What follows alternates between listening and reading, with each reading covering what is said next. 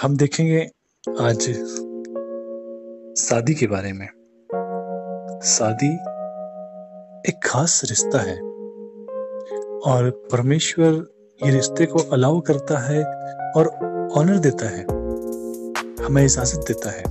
शादी साधारण बात नहीं है। शादी एक पवित्र रिश्ता है परमेश्वर की ओर से, है ना। इसलिए परमेश्वर कहता है कि मनुष्य का अकेले रहना उचित नहीं है, इसलिए उसने हर एक मनुष्य के साथ उसका जीवन साथी बनाया है और वो जीवन साथी उसे प्रभु समय पर देता है। अब आप लोग सोच रहे हैं कि मैं शादी के बारे में क्यों बात कर रहा हूँ। शादी एक बहुत ही विशेष, अपने आप में शादी एक बहुत विशेषता रखता है, क्योंकि शादी दो लोगों के मिलन को दर्शाता है। अब शादी में दूल्हा खास होता है और वो दुल्हन को लेने आता है। शादी का बहुत अच्छा कनेक्शन है परमेश्वर के राज्य से, इसलिए मैं शादी के बारे में, मैरिज के बारे में आपको बता रहा हूँ, क्योंकि दुल्हन इंपॉर्टेंट रखती है और दूल्हा उससे ज्यादा इंपॉर्टेंट रखता है, क्योंकि दुल्हन दूल्हे के लिए है और दूल्हा दुल्हन के लिए है और बाकी सब उनकी इस शादी में बाराती हैं। बाकी सब लोग उनकी शादी में आए हैं। मेन है दूल्हा और दुल्हन का मिलना, उनका मिलना मेन है। आप लोग शादी में जाते हैं, क्यों जाते हैं? दूल्हा और दुल्हन को देखने के लिए, उनकी शादी को देखने के लिए, शामिल होने के लिए, क्योंकि यहाँ पर दो लोगों का मिलन है, दो लोग एक हो रहे हैं। दूल्हा दुल्हन को लेने आता है और दुल्हन दूल्हे के साथ जाती है। वो दुल्हन इसलिए विशेषता रखती है क्योंकि वो अपना सब कुछ छोड़कर उस दूल्हे के साथ जाती है, उस अनजान व्यक्ति के साथ जाती है जिसे वो जानती नहीं। ये एक संसार की शादी है, एक संसार के रीति रिवाज है और सब लोग वहां पर होते हैं और कोई उस दुल्हन को रोक नहीं सकता दूल्हे से मिलने के लिए, और वो सबके सामने दूल्हे के साथ जाती है क्योंकि वो उसी दूल्हे के लिए दुल्हन बनी है और वो दूल्हा उसे लेने आया है और अब वो उस दूल्हे के साथ जाएगी। और ये सब की उपस्थिति में होता है और सब लोग के सामने दूल्हा उस दुल्हन को ले जाता है और दुल्हन ने दूल्हे के लिए अपने घर को छोड़ा और वो दूल्हे के साथ चली गई। लेकिन वहीं अगर लड़की बिना शादी, अगर उसका चक्कर किसी के साथ हो, उसके साथ भाग जाती है तो क्या होता है? लज्जा की बात होती है, नाम धराई की बात होती है और उस रिश्ते को लोग ऑनर नहीं करते और कहते हैं ओ ये तो भक्कर आई है, इसने शादी थोड़ी की, ये तो यूं ही रह रही है, यूं ही आ गई है। उसको लज्जा होती है। क्यों? उसने भी तो एक लड़के को चुना और उसके साथ चली गई, वो तो भाग कर गई है क्योंकि उसमें सबकी सहमति नहीं थी, इसलिए उस रिश्ते को ऑनर नहीं मिलता, उस रिश्ते को आदर नहीं मिलता। लेकिन जो शादी सबके सामने की जाती है ना, उसको आदर मिलता है, उसको रिस्पेक्ट मिलती है, सम्मान मिलता है, क्योंकि वो सबके सामने की गई। लेकिन जो अपनी मर्जी से, परमेश्वर की ओर से नहीं लेकिन अपनी मर्जी से जो किसी के साथ भाग जाता है तो वो निरादर का पात्र ठहरता है, उस शादी को रिस्पेक्ट नहीं मिलती है। लेकिन जो शादी पवित्रता के साथ होती है वो परमेश्वर उसको ऑनर करता है और ऐसे ही एक शादी के लिए हम भी बुलाए गए हैं, आप और मैं। आप और मैं एक स्त्री और पुरुष में हैं, लेकिन जब हम परमेश्वर को देखते हैं तो परमेश्वर एक आत्मा है और हम भी एक आत्मा है। हम एक आत्मा है, शरीर हमारा कुछ भी हो सकता है लेकिन उसके अंदर एक आत्मा है और आत्मा के कोई इमोशंस नहीं होते, लेकिन शरीर के भाव होते हैं, आत्मा के नहीं होते। और परमेश्वर हमारा आत्मा है, परमेश्वर एक आत्मा है। तो वो भी हमें लेने आएगा और हम उसकी दुल्हन है। और प्रभु ने हमें उस बड़े भोज के लिए जो स्वर्ग में होगा बुलाया है और तैयार किया है। और हम एक कलीसिया में हैं और कलीसिया उसकी दुल्हन है। अब परमेश्वर चाहता है कि उसकी दुल्हन पवित्र हो, तो हमें पवित्र बनने की आवश्यकता है, क्योंकि परमेश्वर पवित्र है और आप और मैं उसकी दुल्हन है। और दूल्हा अपनी दुल्हन को लेने आता है। कब आएगा दूल्हा उसको लेने? जब वो दूल्हे का इंतजार करेगी, तभी दूल्हा उसको लेने आएगा। और आप और मैं परमेश्वर की दुल्हन है और हमारा दूल्हा प्रभु यीशु मसीह हमें लेने आएगा। कब होगा? जब आप उस दुल्हन की तरह तैयार होंगे और अपने आप को पवित्र रखेंगे, तो ही दूल्हा आपको लेने के लिए आएगा। जब आप बपतिस्मा लेते हो तो अपने आप को पवित्र करते हो, अपने आप को सिक्योर करते हो और अपना जीवन प्रभु यीशु मसीह को दे देते हो। बपतिस्मे का अर्थ ही यही है कि अपना जीवन प्रभु को दे देना और प्रभु के पीछे चलना ही बपतिस्मा होता है। इसका मतलब है कि आप उसकी दुल्हन बनने के लिए ठहरा दिए गए हो, है ना। बपतिस्मा एक प्रोसेस है आपकी पवित्रता के लिए। अब आपने अपने आप को परमेश्वर को दे दिया और उसके पीछे चलने का फैसला लिया, और अब आपका नया जन्म है और आप प्रभु के पीछे चलेंगे। आपने बपतिस्मा ले लिया है, यीशु मसीह को अपना प्रभु जान लिया, अपना जीवन प्रभु को दे दिया, तो आप उस विवाह के लिए ठहराए गए हो। आपकी बात पक्की हो गई है प्रभु के साथ कि आप उसके राज्य में जाएंगे। आपको कोई रोक नहीं सकता, क्योंकि अपने आप को आपने प्रभु को दे दिया। वैसे ही एक व्यक्ति की शादी पक्की हो जाती है संसार में किसी लड़की से, है ना। और अब उसके लिए ठहरा दी गई है वो लड़की कि दूल्हा आएगा एक दिन और उसको लेकर जाएगा। अब शादी तो उनकी नहीं हुई, लेकिन ठहरा दी गई है एक दिन उनकी शादी का भी दिन आएगा और वो दोनों शादी कर लेंगे। लेकिन इससे पहले अगर उसकी होने वाली दुल्हन किसी के साथ भाग जाए तो वो उस शादी को नहीं देख पाएगी जो उसके लिए ठहराई गई है। उसके लिए एक शादी का अरेंजमेंट है और वो शादी होगी, लेकिन उससे पहले उसकी दुल्हन का किसी और से चक्कर हो और वो भाग जाए, तो क्या वो शादी को देखेगी? वो शादी को नहीं देख सकती, उस शादी में शामिल नहीं हो सकती, क्योंकि उसने उस ठहराए हुए प्रबंध का इंतजार नहीं किया। लेकिन उसका चक्कर किसी के साथ था तो वो उसके साथ चली गई।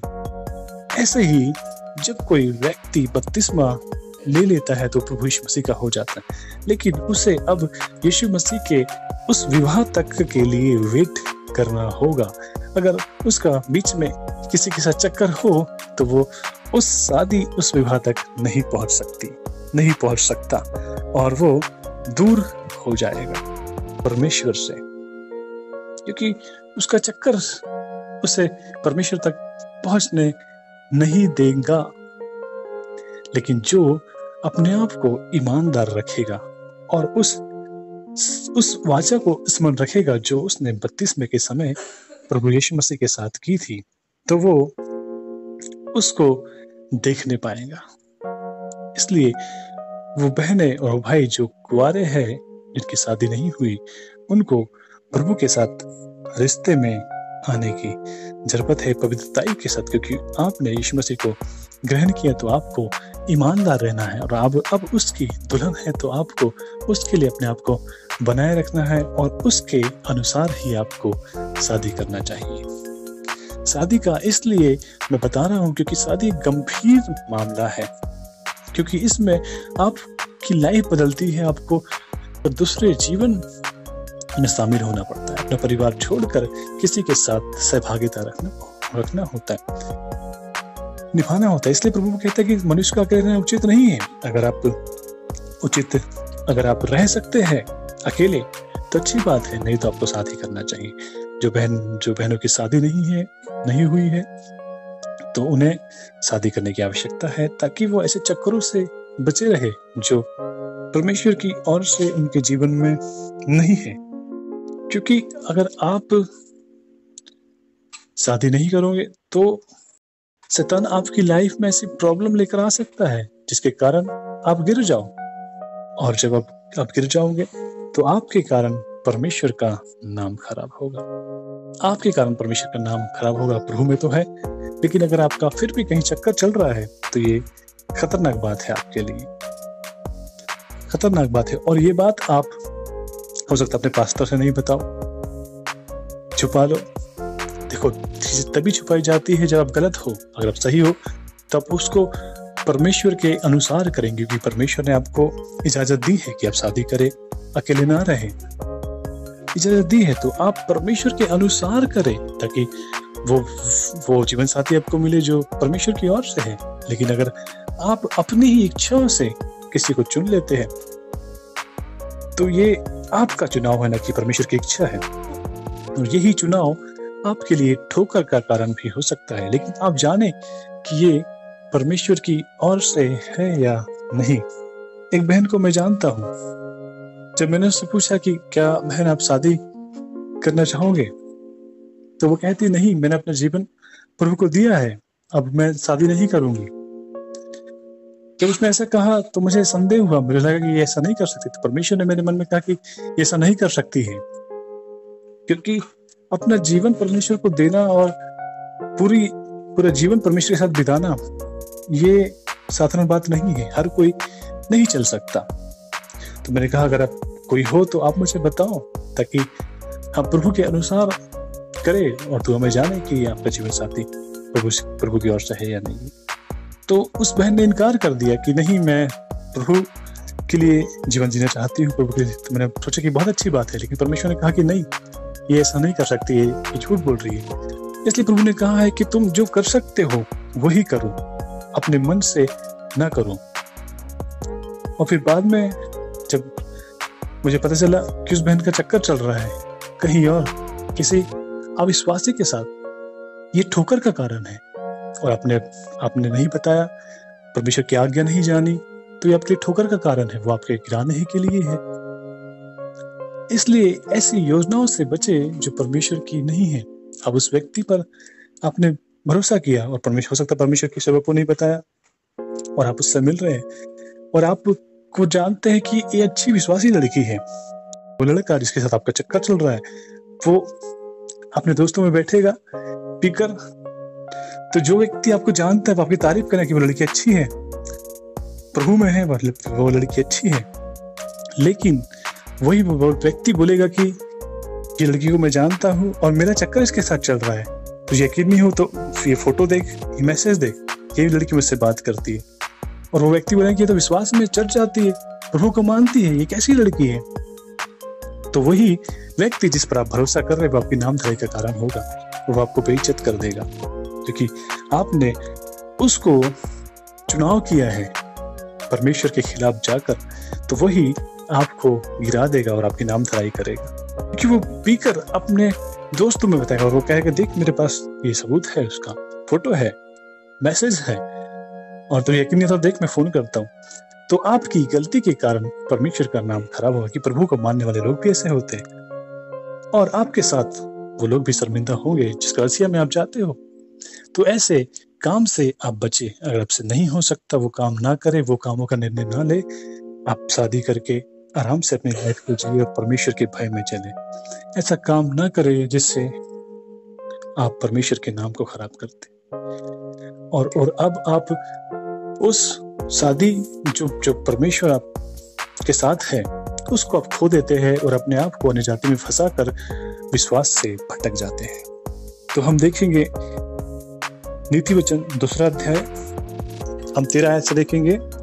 जो खराई के मार्ग को छोड़ देते हैं ताकि अंधेरे मार्ग में चले। अब वो खराई के मार्ग में पहले चलते थे, परमेश्वर के साथ रिश्ते में थे, कमिटमेंट में थे, उस वाचा में थे, लेकिन उन्होंने क्या किया, अपने मार्ग को अंधेरे की ओर फेर लिया और वे अंधेरे मार्ग में चले गए। बुराई करने से आनंदित होते और दुष्ट जन की उलट फुलट फेर की बातें में मगन रहते, इनकी चाल चलन टेढ़ी मेढ़ी और जिनके मार्ग बिगड़े हुए हैं।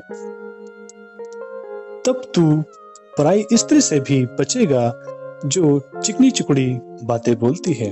अब तो जवान लड़का या लड़की स्त्री या पराई पुरुष से बचेंगे जो चिकनी चुपड़ी बातें बोलकर आपको अपने जाल में फंसा लेते हैं। वो शैतान की ओर से होते हैं, परमेश्वर की ओर से नहीं। तू पराई स्त्री से बचेगा जो चिकनी चुपड़ी बातें बोलती और अपनी जवानी के साथी को छोड़ देती है। अब जवानी का साथी कौन है? जवानी का साथी आपका परमेश्वर है, जो आपको जवानी में संभालता है। जवानी में क्यों? क्योंकि जवानी में अक्सर जवान बिगड़ जाते हैं, वे विचार में, नशे में, गलत संगति में। क्योंकि जवानी में जुनून होता है और जुनून में इंसान कुछ भी करता है। और वो स्त्री जवानी के साथी को, अपने परमेश्वर को भूल जाती है, और जो अपने परमेश्वर की वाचा को भूल जाती है। और अब वो अपनी वाचा को भी भूल गई जो उसने परमेश्वर से बांधा था, कभी परमेश्वर को ग्रहण किया था। अब वो वाचा को भूल गई है। उसका घर मृत्यु की ढलान पर है। अब वो स्त्री का घर मृत्यु की ढलान पर है, जो परमेश्वर को भूल गई है, उसकी वाचा को भूल गई है, और उसने अपनी ही इच्छा के अनुसार जीवन को बिताया है। और उसकी डगरे मरे हुओं के बीच में पहुंचती है। उसका घर कहां पर है? मृत्यु की ढलान पर। आपने ढलान देखा होगा, पहाड़ से जब नीचे देखते हो तो आप ढलान उतरते हो तो आपके पैर वहां पर जम नहीं पाते। आप ढलान पर जैसे ही आएंगे तो आप नीचे की ओर गिरने लगेंगे और नीचे की ओर पड़ेंगे। मतलब उसका घर मृत्यु की ढलान पर है और उसकी डगरे मरे हुए के बीच पहुंचती है, और उसके पैर उसे मरे हुए के बीच में ले जाते हैं, जो मर चुके हैं, जिनमें जीवन नहीं। वो जीवित तो है परंतु उनमें जीवन नहीं, परंतु मरे हुए के समान है। और उसकी डगरे उसे उन मरे हुए के बीच में ले जाती है, चाहे वो स्त्री हो या पुरुष या लड़का हो या लड़की। अगर वो परमेश्वर के खिलाफ जाकर ऐसे काम करता है तो उसका घर मृत्यु की ढलान पर है। उसे लग रहा है कि वो जीवन की तलाश में है, परंतु वो मृत्यु की ओर बढ़ रही ढलान, मतलब तेजी से आप उन मरे हुए के बीच में जा रहे हैं। जो उसके पास जाते हैं उनमें से कोई भी लौट कर नहीं आता, और जो ऐसे स्त्री और ऐसे पुरुष के पास जाते हैं अपने परमेश्वर को, अपनी उसकी वाचा को छोड़कर, वो कभी वापस नहीं आते। और ना वे जीवन का मार्ग पाते हैं, और वे जीवन का मार्ग भी नहीं पाते, क्योंकि वो परमेश्वर को छोड़कर उन मरे हुए के बीच में पहुंच गए, जिनके पास जीवन नहीं जिनके पास। और एक जगह हम देखते हैं, एक जगह और हम देखेंगे नीति वचन में, नीति वचन 6 उसकी 23वीं आयत। आज्ञा तो दीपक है और शिक्षा ज्योति है, और सिखाने वाले की डांट जीवन का मार्ग है। अगर कोई तुम्हें आज्ञा देता है परमेश्वर की और शिक्षा देता है, तो वो आपके लिए जीवन का मार्ग है, और उसकी डांट आपके लिए जीवन का मार्ग है, ताकि तुझको बुरी स्त्री से और बुरे पुरुष से और पराई स्त्री की चिकनी चुपड़ी बातों से बचाए। कई लोग हैं जिनकी पत्नी होने के बाद भी उनको पराई स्त्री की चिकनी चुपड़ी बातें लुभा लेती है, और वो उनके चक्कर में फंस जाते हैं, और ये चक्कर उनके लिए घातक होता है, जो उनके प्राण पर बनाता है। इसलिए ऐसे चक्कर से बचे जो पराई स्त्री का है,